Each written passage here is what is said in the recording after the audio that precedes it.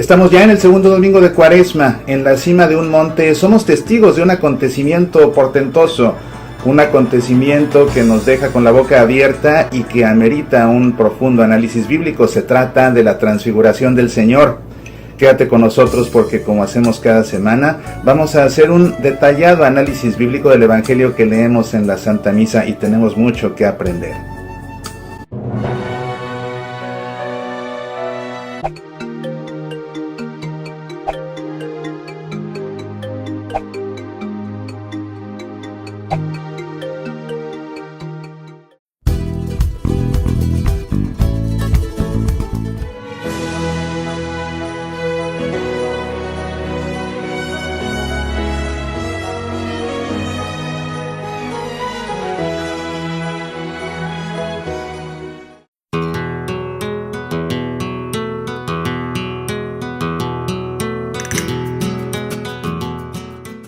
¿Qué vas a leer esta Cuaresma? Te invito a leer mis libros Sucedió en Jerusalén, Judas, traidor o instrumento de Dios, el manual de oración, Oraciones para una gotita de agua, Nuestra familia al pie de la cruz y Escucha, Jesús habla desde la cruz. Forma tu biblioteca y lee cada uno de estos libros. Pídelos impresos en Amazon.com, descárgalos en tu Kindle o léelos gratis con tu suscripción a Kindle Unlimited. Medita, aprende, apasionate por nuestra fe. Años en Cuaresma, independientemente del ciclo litúrgico, el segundo domingo de Cuaresma se dedica a la transfiguración. En esta ocasión, que estamos en el ciclo litúrgico B, vamos a leer en la Santa Misa la transfiguración según la cuenta San Marcos. Él fue el primero en relatarla porque fue el primero en escribir un evangelio. ¿Qué te parece si leemos primero el texto y después procedemos a hacer su análisis para terminar, como siempre, con un momento de oración? Antes que otra cosa, vamos a ponernos en presencia del Padre, y del Hijo, y del Espíritu Santo. Amén. El Evangelio en esta ocasión nos dice lo siguiente. Jesús tomó a Pedro, Santiago y Juan, y los llevó a ellos solos a un monte elevado. Allí se transfiguró en presencia de ellos. Sus vestiduras se volvieron resplandecientes, tan blancas como nadie en el mundo podría blanquearlas. Y se les aparecieron Elías y Moisés, conversando con Jesús. Pedro dijo a Jesús: Maestro, qué bien estamos aquí. Hagamos 3 carpas, una para ti, otra para Moisés y otra para Elías. Pedro no sabía qué decir porque estaban llenos de temor. Entonces una nube los cubrió con su sombra y salió de ella una voz: Este es mi Hijo muy querido, escúchenlo. De pronto miraron a su alrededor y no vieron a nadie sino a Jesús solo con ellos. Mientras bajaban del monte, Jesús les prohibió contar lo que habían visto, hasta que el Hijo del Hombre resucitara de entre los muertos. Ellos cumplieron esta orden, pero se preguntaban qué significaría resucitar de entre los muertos. Este es el texto del Evangelio que leemos en esta ocasión en la Santa Misa.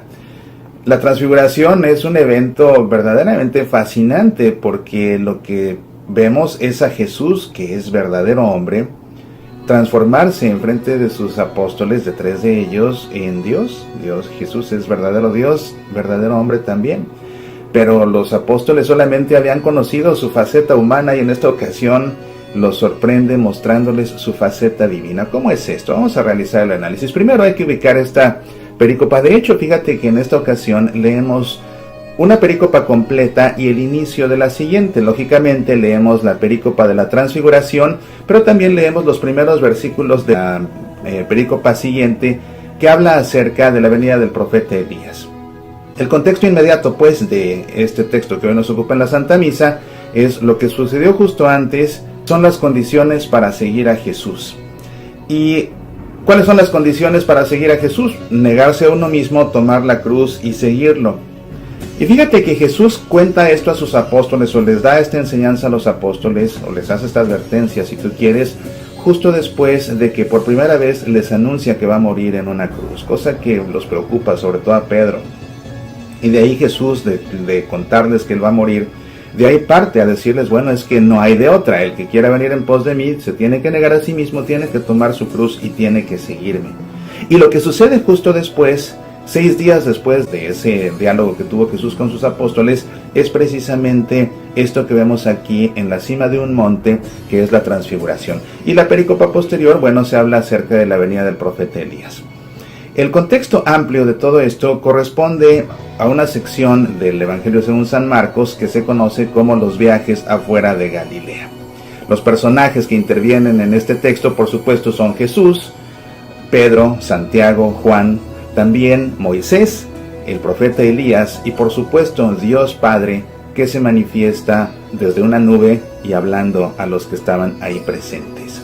¿Qué te parece si vamos viendo versículo por versículo qué podemos encontrar, qué podemos aprender? Primero, el texto dice que Jesús tomó a Pedro, a Santiago y a Juan, porque esos tres eran sus tres más íntimos. Fíjate cómo entre los 12 apóstoles Jesús tenía 3 que eran los más cercanos, los más de confianza. Estos eran sus hombres de confianza. No es para menos porque ellos fueron los 3 primeros que escogió. También Felipe fue uno de los 4 primeros que escogió, los escogió juntos, a Felipe, a Simón, a Santiago, a Juan.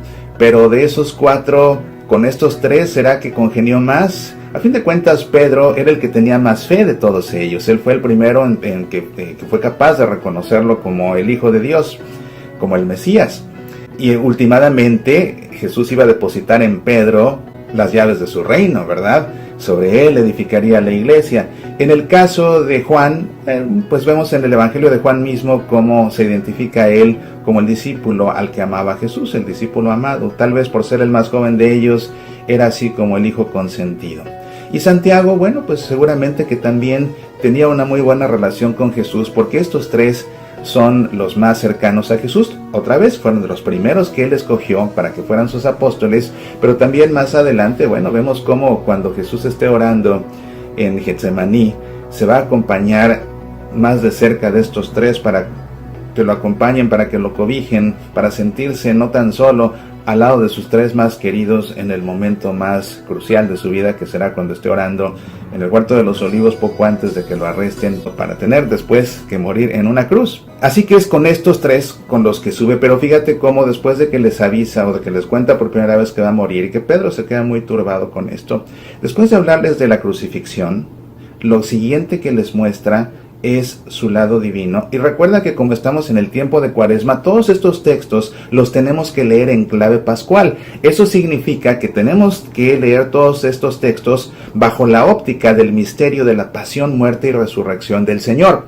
Y justamente este texto que estamos viendo aquí está fuertemente relacionado con la resurrección, porque así es como se va a manifestar Jesús ante los apóstoles en la cima de aquel monte, con toda la misma gloria con la que va a resucitar. Y fíjate cómo esto lo hace después de haberles hablado de su muerte, después de haberles dicho que la condición para seguirlo es tomar una cruz y seguirlo.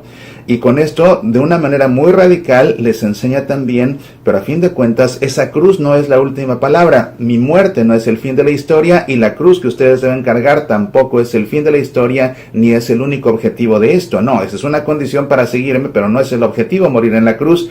El objetivo es realmente la gloria de la resurrección y es lo que Jesús les enseña justo después de haberles hablado de este otro tema de la cruz. Dice pues Marcos que los llevó a ellos solos a un monte elevado, solos, o sea, dejó a los otros 9 debajo y se subió con ellos a un monte elevado. ¿A qué monte? No lo sabemos. Marcos no dice qué monte es y ninguno de los evangelistas nos dicen qué monte sucedió esto. La tradición, bueno, hay 2 tradiciones, una quiere que sea el monte Tabor, otra quiere que sea el monte Carmelo. Como sea, lo que es importante es que esto haya tenido lugar en la cima de un monte, porque es en la cima de un monte donde Dios en la historia de su pueblo se manifiesta con todo su poder. ¿Por qué? Porque a nivel terrestre, a nivel terreno, no hay nada más cerca del cielo que la cumbre de un monte. Esa es la razón por la que cuando Dios le da a Moisés las tablas de la ley, se las da justamente en la cima de un monte, del monte Sinaí. Y en este caso, vamos a ver que este acontecimiento de la transfiguración tiene también lugar ahí, en la cima de un monte, en el lugar más alto en la tierra, más cercano a Dios mismo que se encuentra en el cielo. Allí se transfiguró en presencia de ellos, se transfiguró. ¿Qué significa esto? Aquí creo que es interesante remontarnos a la palabra original del Evangelio de Marcos en griego, porque el verbo que aparece aquí es metamorfoti. Metamorfoti, que significa justamente se transfiguró. Fíjate cómo metamorfoti viene del verbo metamorfein, y metamorfein viene del sustantivo metamorfosis, y metamorfosis significa cambio de forma. Nosotros en español tenemos por supuesto esa palabra, metamorfosis. Meta, cambio, y morfos, forma. Entonces la metamorfosis consiste en el cambio de forma. Cuando dice Marcos que Jesús metamorfoti, que Jesús se transformó, nosotros lo hemos traducido ya teológicamente como se transfiguró. Lo que Marcos está diciendo es justamente que Jesús cambió de forma. Jesús cambió de forma. Jesús sufrió enfrente de estos 3 apóstoles una metamorfosis. ¿Por qué? Porque cambió de su forma humana a su forma divina. Y quizás entender esta palabra transfiguración como una metamorfosis en la que Jesús cambia su naturaleza humana por su naturaleza divina para manifestarse así en frente de sus apóstoles nos permita comprender lo fuerte, lo radical que fue este cambio, ¿verdad? No fue algo aparente, fue un verdadero cambio, fue una verdadera transformación, metamorfosis. Pues aquí ves transfiguración, a fin de cuentas sinónimos, y a fin de cuentas eso es lo que significa. Jesús se transformó de esa manera enfrente de ellos. Sus vestiduras se volvieron resplandecientes, tan blancas como nadie en el mundo podría blanquearlas. El hecho de que Jesús se revista de este blanco que con todo el fulgor era tan resplandeciente que quizás incluso pues hasta cegara, ¿verdad?, a los apóstoles, tiene muchas connotaciones interesantes. Una de ellas es que, por ejemplo, pensemos en Moisés, que en un momento se va a aparecer también aquí. Cuando Moisés subió al monte Sinaí y estuvo ahí 40 días, 40 noches preparándose, y finalmente Dios le da las tablas de la ley. Después de ese encuentro que tuvo Moisés con Dios, cuando baja del monte a ver al pueblo cargando las tablas de la ley, el rostro de Moisés resplandecía con todo su fulgor, porque ese Moisés estaba con su rostro reflejando el fulgor de Dios, todo el brillo de Dios, todo el resplandor, todo el brillo de Dios resplandecía a través de Moisés para que su pueblo lo viera. Es la razón por la que tal vez te has fijado que en las esculturas que se hacen de Moisés se le suele representar como con unas especies de cuernos de fuego que salen de su cabeza. Esos cuernos de fuego son la manera plástica de representar este resplandor del rostro de Moisés con el cual bajó del Sinaí después de haberse encontrado con el Señor. En el caso de Jesús, el resplandor de sus vestidos es algo que no está reflejando la divinidad de ningún modo, sino que le está proyectando. Él no la refleja, él la irradia, él mismo la irradia, y por eso sus vestiduras se visten así. Pero también las vestiduras así de blancas nos recuerdan las vestiduras de aquellos que se encuentran en el cielo, tanto los ángeles como aquellos que ya gozan de la vida eterna. Es así como se nos cuenta que las personas que han sido salvadas están vestidas en el libro del Apocalipsis, y la razón por la que sus vestiduras son así de blancas es porque, según cuenta el Apocalipsis, han sido lavadas con la sangre del Cordero. De modo que con todo ese resplandor, en ese caso pues es el resplandor de la resurrección de los muertos, en este caso Jesús resplandece con todo su fulgor, y precisamente es aquí como vemos a Jesús resplandeciendo con el mismo resplandor con el que Jesús resucitará de entre los muertos.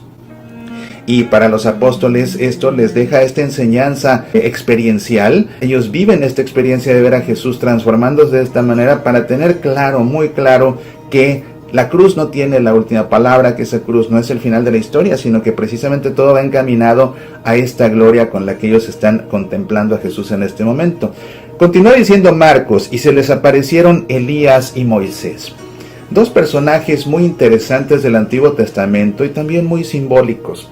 Elías, entre todos los profetas, se consideraba el más grande de ellos, era el más importante de los profetas. En el caso de Moisés, él fue lógicamente el más grande de los patriarcas, pero sin lugar a dudas que en la historia del Antiguo Testamento, en la historia del pueblo de Israel, Moisés es el personaje más importante de todos ellos. Él es el caudillo que los liberó de la esclavitud de Egipto, él es el que los condujo por el desierto, él es el que pactó con Dios aquel pacto, aquella alianza que estuvo expresada también en esas tablas de la ley que Moisés le dio a su pueblo, esa alianza en la que Dios escoge a esa nación para que sea su nación exclusiva y él a cambio será el Dios exclusivo de ellos.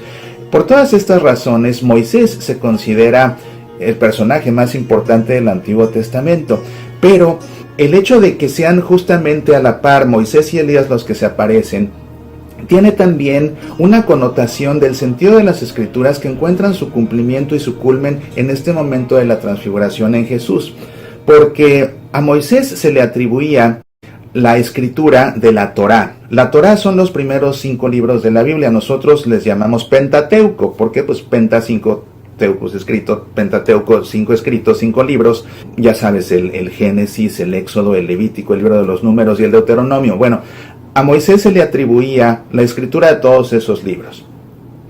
De manera que muchas veces para referirse a la Torá, el pueblo se solía referir como a Moisés simplemente. Los libros escritos por Moisés, pues Moisés. Piensa por ejemplo en aquel libro de geometría o bueno, ya sabes, esa serie de los libros de matemáticas, de geometría y de trigonometría que escribió aquel afamado Baldor. Y los libros nadie los conoce o nadie los recuerda como el libro de matemáticas, el libro de álgebra o el libro de trigonometría. Todo el mundo los conoce como el Baldor. No todo el mundo sabe qué libros son cuando uno habla acerca del Baldor. Bueno, lo mismo pasaba con ellos. Ellos muchas veces en lugar de decir la Torá, decían Moisés. Y decir Moisés era equivalente pues a referirse a la Torá. Entonces tenemos a Moisés que representa a esa Torá, que representa esa ley también. Moisés es representante de la Torá, por ende es representante de la ley. ¿De qué ley? De esa ley, de esa alianza que pactó Dios con su pueblo. En el caso de Elías, él es la voz de los profetas. Entonces él aquí está representando a todos los profetas, está representando a todos los libros proféticos. Y esa profecía que revela la palabra de Dios. De manera que cuando vemos juntos a Moisés y a Elías, lo que estamos viendo es toda la escritura junta, representada a través de ellos dos, tanto la ley como las profecías, tanto la Torá como la palabra de Dios expresada a través de los profetas. Muchas veces incluso tú ves a Jesús que se refiere a Moisés y los profetas. Cuando Jesús se refiere a Moisés y los profetas, no se refiere a los personajes, no se refiere a Moisés y a Elías, Zacarías, Daniel, Isaías, no, se refiere a los libros de Moisés, la Torá y a los libros de los profetas. Entonces vemos aquí cómo esa ley representada con Moisés y esas profecías representadas con Elías encuentran su culmen en la presencia de Jesús. Esa ley, si tiene sentido, es porque Jesús va ahora a pactar una nueva alianza derramando él su propia sangre. Y todas esas profecías que se dijeron a través de la boca de los profetas encuentran su cumplimiento en Jesús.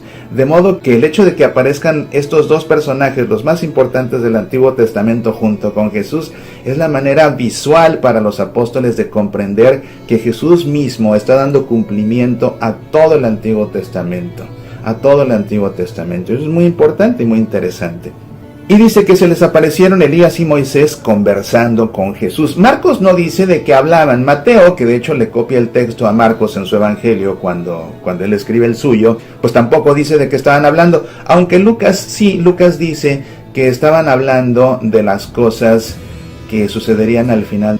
Después dice el texto que Pedro dijo a Jesús: Maestro, qué bien estamos aquí, hagamos 3 carpas, una para ti, otra para Moisés y otra para Elías. Esta referencia a las carpas hace pensar a muchos biblistas que este acontecimiento de la transfiguración sucedió en el marco de la fiesta de los tabernáculos. La fiesta de los tabernáculos era una fiesta importante para los judíos, era una fiesta agrícola, era una fiesta en la que exigía una peregrinación a Jerusalén y a diferencia de quedarse en posadas o en los pisos superiores de algunas casas, los peregrinos acampaban a las afueras de la ciudad en carpas, por eso se llamaba la fiesta de los tabernáculos.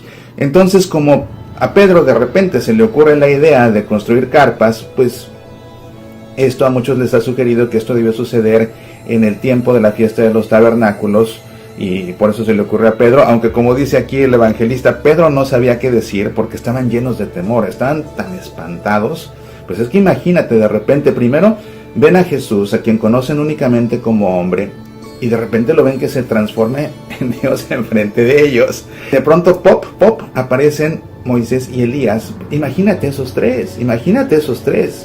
Seguramente que el corazón les palpitaba a 1000 por hora, sus manos estaban sudando frío, y por eso es que Pedro les dice: señores, que estamos de maravilla pasándola aquí, si quieres construyo 3 carpas, una para Moisés, otra para Elías, otra para ti. Ni siquiera piensa en otras 3 para Santiago, Juan y él, no, nada más. Pero es que estaba hablando por hablar, porque estaba realmente asustado con lo que estaba pasando. Entonces, por si fuera poco, una nube los cubrió con su sombra. ¿Y quién estaba detrás de esa nube? Por supuesto que estaba Dios Padre. Para ellos era esto clarísimo, porque en el Antiguo Testamento también Dios se manifestaba como una nube. Por ejemplo, cuando el pueblo de Israel deambulaba por el desierto, por la noche los guiaba Dios con una columna de fuego, y de día los guiaba con una nube. Entonces esta nube lógicamente representa a Dios, y dice: y salió de ella una voz que decía: este es mi Hijo muy querido, escúchenlo. Las palabras que salen de esta nube, estas palabras que salen de la boca de Dios, son las mismas palabras que salieron del cielo en el momento en que Jesús fue bautizado por Juan en el río Jordán. Son las mismas palabras: este es mi Hijo muy querido. Pero en este caso le da a estos 3, fíjate, les da a estos 3, a Pedro, a Santiago y a Juan, esta orden: escúchenlo. Este es mi Hijo muy querido, escúchenlo. Imagínate, para Pedro, Santiago y Juan, a partir de ese momento, cómo veían a Jesús. Lo vieron que se transformó en Dios, y aparte oyeron a Dios Padre desde la nube decirles con todas sus letras: este es mi Hijo muy amado. Este es mi Hijo muy amado. Ellos ya tenían más que claro desde ese momento quién era Jesús. ¿Quién era Jesús? ¿Ves? Y bueno, que aparte tenían la consigna de que tenían que escucharlo. De pronto miraron a su alrededor y no vieron a nadie, sino a Jesús solo con ellos. De pronto todos se esfumaron y quedó únicamente Jesús, y ya no con esa vestidura tan resplandeciente, sino con su ropa ordinaria.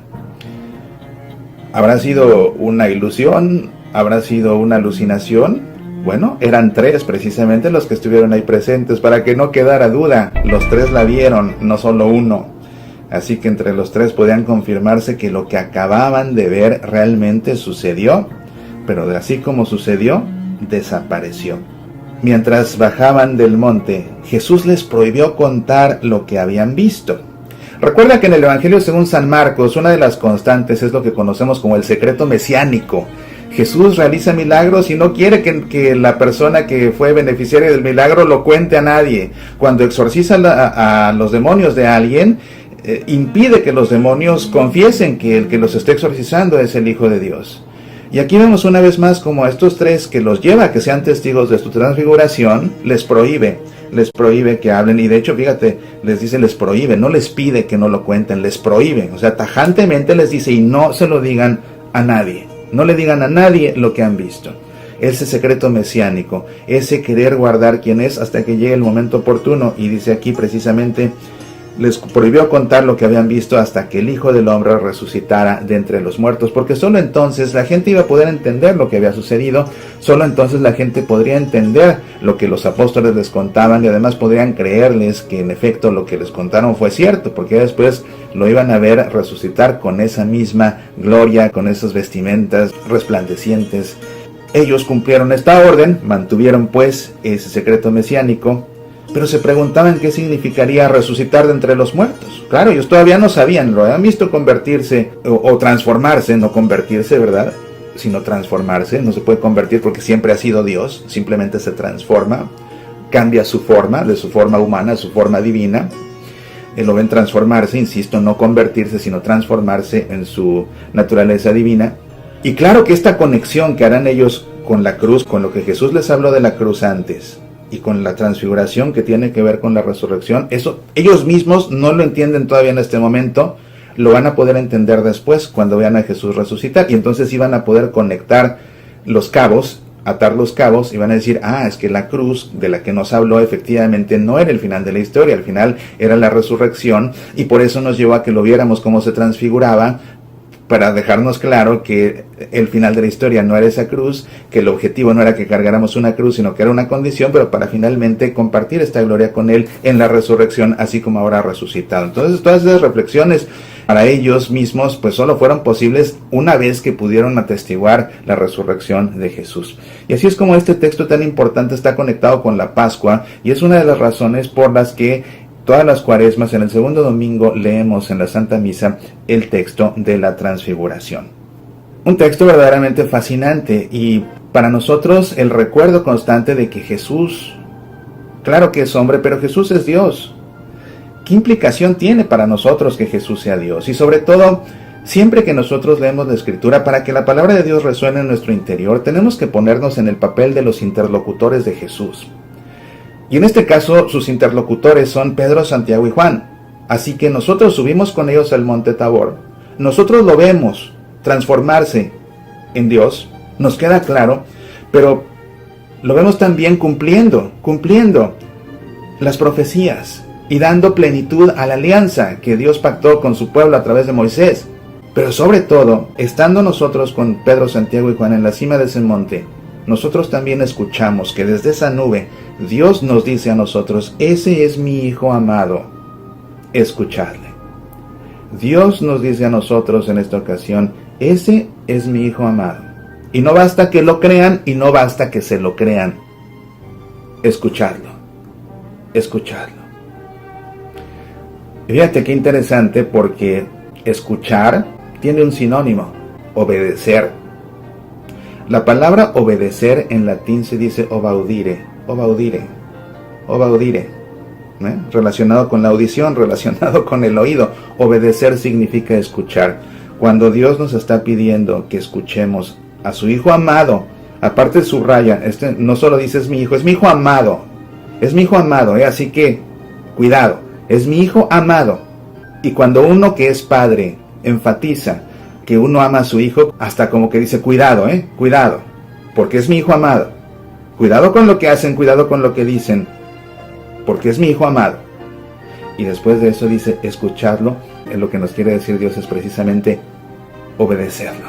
Es mi Hijo amado, así que obedézcanlo.